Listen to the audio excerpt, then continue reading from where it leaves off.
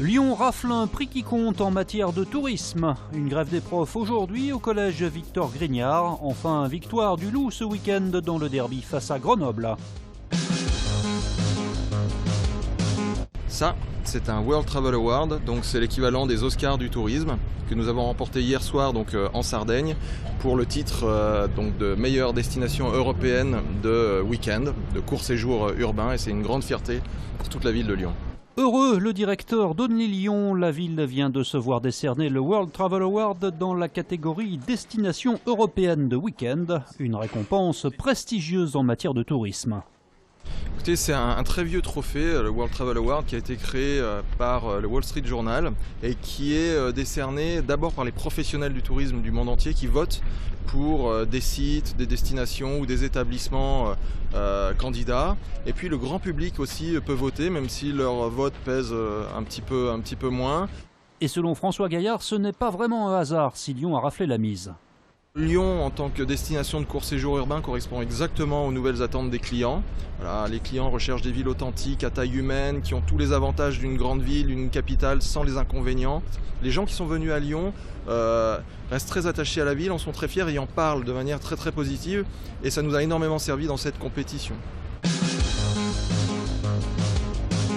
Ce jeune élève n'avait sans doute pas été prévenu. Le collège Victor Grignard dans le 8e était fermé aujourd'hui.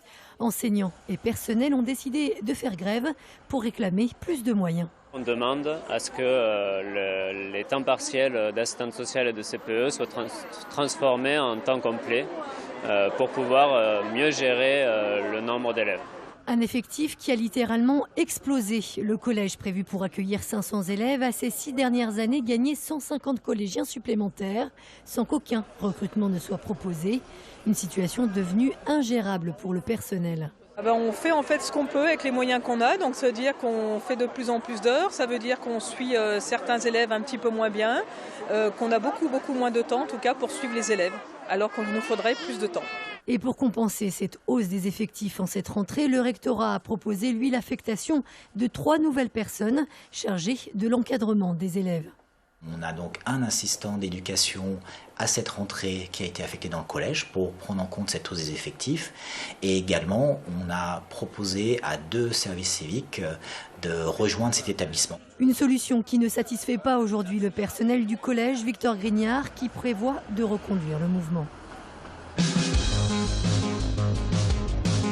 Ouverture aujourd'hui de la première école du réseau Espérance banlieue à Pierre-Bénite. Ces établissements privés hors contrat ont été créés en 2012 en Île-de-France avant d'essaimer en région. Objectif affiché, lutter contre le décrochage scolaire avec des classes à effectifs réduits et le retour à une certaine rigueur dans l'apprentissage. Notre volonté, c'est de privilégier ces matières fondamentales que sont le français, les mathématiques. Et puis à côté de ça, l'histoire de France chronologique, de façon à leur apprendre à être français, le respect, et tout ça, ça se fait par des symboles un peu forts comme le lever des couleurs le lundi matin, la Marseillaise et l'uniforme pour les enfants. C'est une école qui est destinée aux enfants qui ont besoin d'une attention particulière. Vous savez, nous considérons que l'enfant est unique.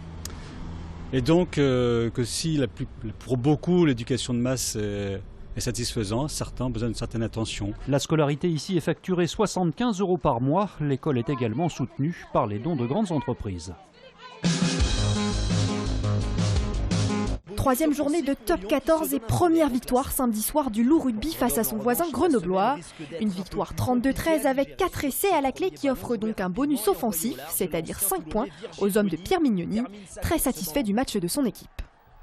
Très heureux pour les joueurs, vraiment, parce que je crois qu'ils le méritent sur l'énergie qu'on y a mis pendant ce match et même j'ai envie de dire depuis le début de la saison. Voilà, ça fait plaisir de prendre 5 points face à cette belle équipe.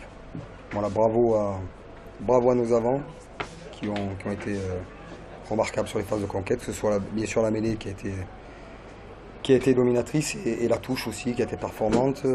Voilà, on s'est un peu perdu dans les 10 dernières minutes de la première mi-temps et on a su remettre des choses à l'endroit bien finir. Un match qui s'est donc essentiellement joué sur les touches et en mêlée, avec un Loup ultra dominateur sur ces deux secteurs, fruit d'un gros travail à l'entraînement. Le dernier match, on a beaucoup parlé, il y a été un peu de faute contre Racing, on était souvent pénalisés, mais on a fait une bonne semaine de travail, spécifiquement mardi, comme j'ai dit, c'était un effort collectif. Et puis on est resté bien concentré et à la fin on a trouvé des bonnes choses.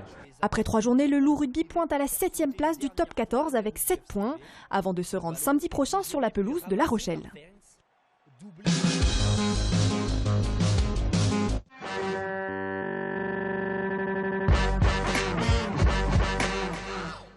Après une tournée couronnée de succès aux États-Unis, Wax Taylor, le génie de l'hip-hop électro-français, revient sur cette terre pour une nouvelle série de concerts qui passera notamment au Radiant Caluire le 5 novembre.